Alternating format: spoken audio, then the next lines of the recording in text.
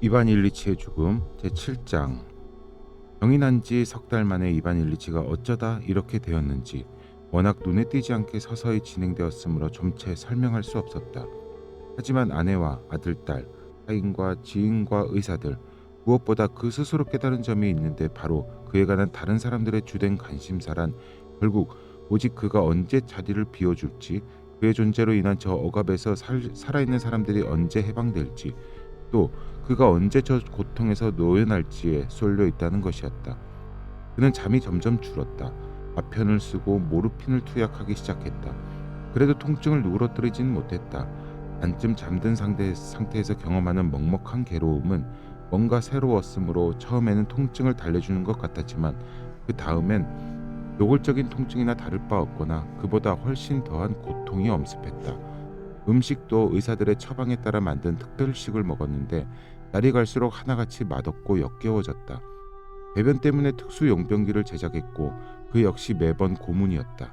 불결하고 창피하고 냄새가 날 뿐더러 이런 하찮은 일까지 다른 사람의 도움을 받지 않으면 안 된다는 의식에서 비롯하는 고문이었다.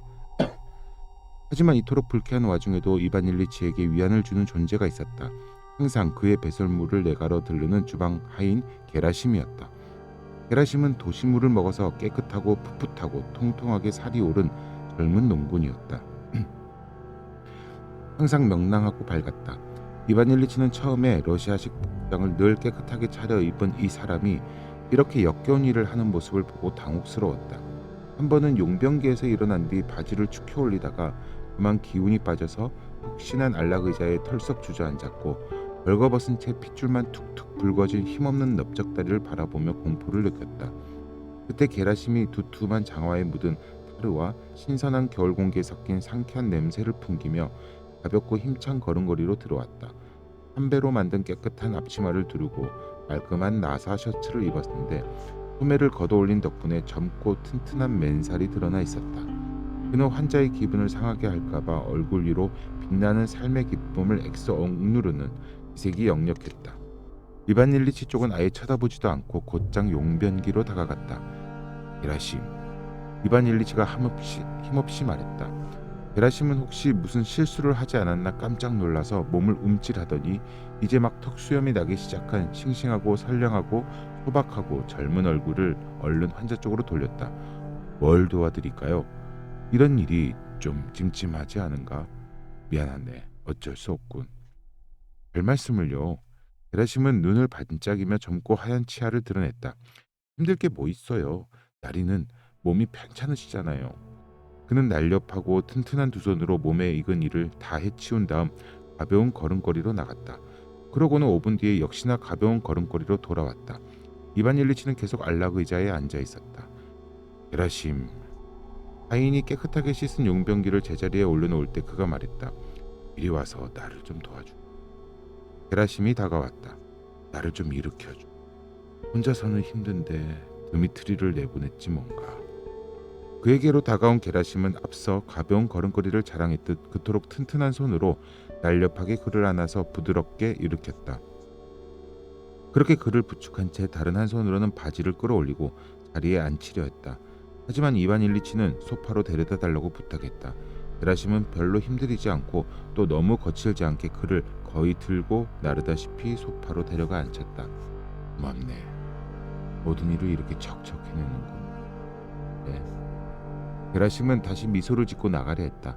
그러나 그와 함께 있음이 좋았던 이반 일리치는 이대로 내보내기 싫었다. 저 말이야, 이 의자 좀 옮겨주게. 아니, 바로 이쪽, 밑으로. 다리를 이렇게 올려놓으면 좀 편하거든. 게라심은 의자를 번쩍 들고 와서 쿵 찍지도 않고 단번에 정확히 마룻바닥에 내려놓은 다음 이반 일리치의 두 다리를 의자 위에 올려주었다. 게라심이 두 다리를 높이 올려줄 때 이반 일리치는 마음이 좀 편안해짐을 느꼈다. 다리를 올려놓으면 한결 좋아. 이반 일리치가 말했다. 여기 저 쿠션도 좀 받쳐주게. 게라심은 그대로 따랐고 다시 다리를 들어 올렸다가 내려놓았다. 게라심이 다리를 들어주는 동안 이반 일리치는 다시 명랑해졌다. 그러나 다리를 내려놓자 또다시 기분이 언짢았다. 게라심, 그가 말했다. 지금 바쁜가? 전혀 그렇지 않습니다. 게라심은 분명 도시 사람들에게서 주인과 말하는 법을 배운 것이다. 자네 뭐 더 할 일이 있나? 더 할 일이 뭐가 있겠습니까? 전부 해두었고 내일 쓸 장작만 펴면 되는걸요. 그럼 내 다리를 그렇게 좀 들어줄 수 있겠나? 그럼요. 대고 말고요. 게라심은 그의 다리를 좀 위로 들어 올렸다. 그 자세로 있으니 이반 일리치는 전혀 고통을 느끼지 않았다. 장작은 어쩐다지? 걱정하지 마세요. 다 할 수 있습니다. 이반 일리치는 게라심에게 다리를 좀 들어달라고 부탁한 뒤 이야기를 나누었다. 이상하게도 게라심이 이렇게 다리를 들어주면 기분이 한결 좋아지는 것 같았다. 그때부터 이반 일리치는 가끔 게라심을 불러서 그의 어깨에 다리를 걸쳐놓은 채 그와 이야기하기를 즐겼다. 게라심은 그 일을 가뿐히 기꺼이 그저 선한 마음으로 해주었고 이반 일리치는 감동했다. 다른 사람들의 건강, 체력, 삶의 원기에는 모욕감을 느끼면서도 게라심의 체력과 삶의 원기에는 괴로워하기는커녕 위안을 받았다. 이반 일리치를 제일 괴롭힌 것은 거짓이었다. 왠지 모두가 그에게 거짓말을 하는 것 같았다. 그는 그저 아플 뿐 죽어가는 것이 아니며 잠자코 치료를 잘 받으면 뭔가 아주 좋은 결과가 나오리라고 묵인하는 거짓말 말이다. 그는 무슨 짓을 하든 더 괴로운 고통과 죽음밖에 없으리라는 사실을 알았다. 그를 괴롭힌 것은 거짓이었다. 즉 모두가 그들 자신도 알고 그도 아는 사실을 부인해가며 오히려 그의 끔찍한 처지를 두고 거짓말을 하려들 뿐 아니라 그에게마저 거짓에 동참하도록 강요하고 있었다. 거짓. 그의 죽음을 코앞에 두고 일어나는 저 거짓. 저 무섭고 장엄한 죽음이라는 사건을 병문안과 커튼과 만찬의 철갑상어 수준으로 격하해버리는 저 거짓이야말로 이반 일리치는 괴롭기 짝이 없었다. 그런데 묘한 노릇이었다. 저들이 그를 두고 저런 소리를 늘어놓으면 거짓말 좀 그만하라고. 내가 죽어간다는 사실을 당신들도 나도 알지 않느냐고. 그러니까 적어도 거짓말 좀 관두라고 외치기 일보 직전이었던 적이 한두 번이 아니었다. 그런데 정작 그렇게 호기를 부린 적은 없었다. 그가 보기에 자기를 둘러싼 모든 사람들은 죽어간다는 이 무섭고 끔찍한 사건을 어쩌다 일어난 불미스러운 일로 일정 부분 점잖지 못한 일의 수준으로 격하고 있었다. 그것이 바로 그가 한평생 모셔온 품이라는 것이었다. 이반 일리치가 생각하기에 아무도 자신을 불쌍하게 여기지 않았는데 어느 누구도 그의 처지를 이해하려 들지 않았기 때문이다. 오직 게라신만이 이런 처지를 이해하고 또 가엾이 여겼다. 그래서 이반 일리치는 오직 게라신과 있을 때만 유쾌했다. 게라심은 가끔 며칠 밤을 연달아 꼬박 세우며 그의 다리를 들어주고 걱정하지 마세요. 이반 일리치. 좀 이따 푹 자면 되거든요. 라고 얘기해 주었다. 그럴 때면 참 좋았다. 돌연 그가 반말로 아프지 않더라도 이 정도 못 해줄까 봐서요. 라고 덧붙일 때마저 흐뭇했다. 게라신만이 거짓말을 하지 않았고 모든 정황으로 보건대 분명히 그 하나만이 문제의 본질을 깨닫고 그 점을 숨길 필요가 없음을 알았으며 그저 쇠잔해가는 병약한 주인 나리를 불쌍히 여길 따름이었다. 심지어 한 번은 이반 일리치가 이제 그만 가보라고 하자 곧장 이렇게 반문하기도 했다. 우리는 모두 죽게 될 텐데요. 수고하지 않을 이유가 어디 있겠습니까? 다름 아니라 그의 말에는 죽어가는 사람을 위한 일이니 별로 수고롭거나 버겁지 않고 또 자신이 이런 처지일 때 누군가가 같은 수고를 베풀어 주길 바란다는 뜻이 담겨 있었다. 이러한 거짓 말고도 혹은 그 때문에 더더욱 이반 일리치를 괴롭힌 것은 아무도 그가 바라는 만큼 그를 불쌍히 여겨주지 않는다는 사실이었다. 기나긴 고통을 맛본 뒤에 이반 일리치는 때때로 이렇게 고백하기가 창피스럽지만 누구든 자기를 아픈 아이처럼 그저 불쌍히 여겨주길 무엇보다 바랐다. 아이를 어루만지고 달래주듯 상냥히 쓰다듬고 입을 맞추고 자신을 위해 울어주길 바랐던 것이다.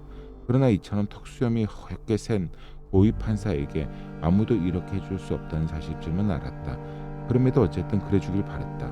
그런데 게라신과 있으면 그 비슷한 뭔가를 느꼈고 그와의 관계에서 위안을 얻었다. 엉엉 울고 싶고 사람들이 자기를 위해 울어주고 어루만져 주길 바랬던 이반 일리치는 법원 동료인 셰베크가 찾아오자 울음을 터뜨리고 독임을 받기는커녕 곧장 진지하고 엄격하고 고뇌에 잠긴 듯한 표정을 지었다. 그렇게 관성에 따라 상소심 결의에 대한 견해를 밝히고 그것을 집요하게 고수했다. 이 거짓, 주변 사람들과 자신의 거짓이야말로 이반 일리치의 마지막 나날을 독살하는 가장 무서운 독이었다. 네, 여기까지 7장입니다. 이반 일리치가 7장에서는 게라심이라는 이제 하인을 제외하고는 아예 뭐 다 적으로 보고 있죠. 그 못 다 거짓이라고 보고 있고 그들의 뭐 표현 말 한마디 또 그들의 속마음은 뭐 귀찮아하고 있고 또 언제 죽을지 빨리 좀 없어졌으면 하는 그런 속마음을 숨기고 있는 거짓으로 보고 있고, 다만 게라신과 있을 때는 그의 뭐 예의나 여러 가지 그가 해주는 간호가 예, 이반일치를 매우 편안하게 해주고 있는 그런 상황이다라고 얘기를 하고 있습니다. 이상입니다.